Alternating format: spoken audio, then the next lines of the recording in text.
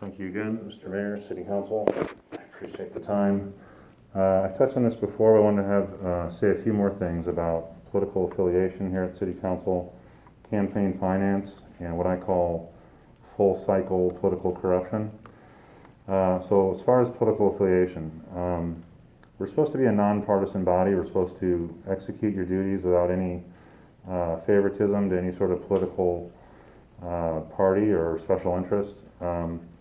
Since you're all Republicans, and I know you want to downplay that, I want to be aware of any sort of bias towards what's going on in our city right now.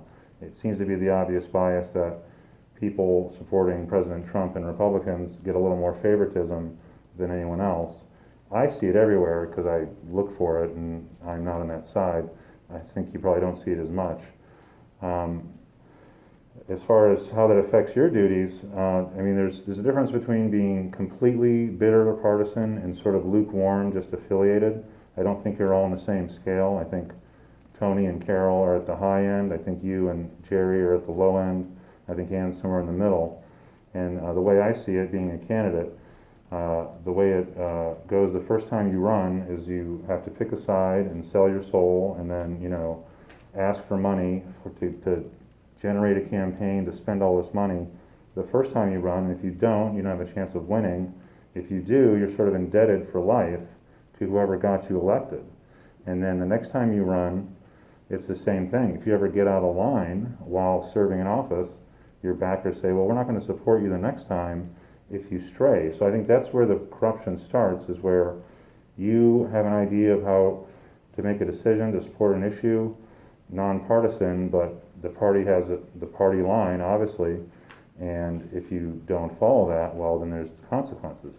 So I think that when you decide not to run for re-election, you're free of that. You don't have that leverage on you anymore. And so Tony and Carol are running for their 5th and 3rd term. They're apparently never going to resign, so they're always just going to perpetuate that.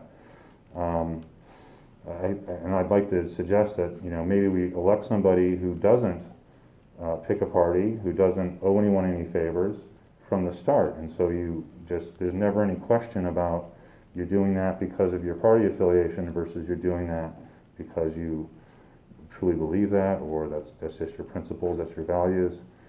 That's what I hope for this. We have the chance to elect me. I'm non-partisan, even though I'm a liberal, obviously, but I don't owe any political favors to any party. I'm not afraid to accuse the Democrats of things, of malfeasance when it's obvious, and that's how I see a real, non-partisan, uncorrupt politician functioning in a non-partisan way. Thank you.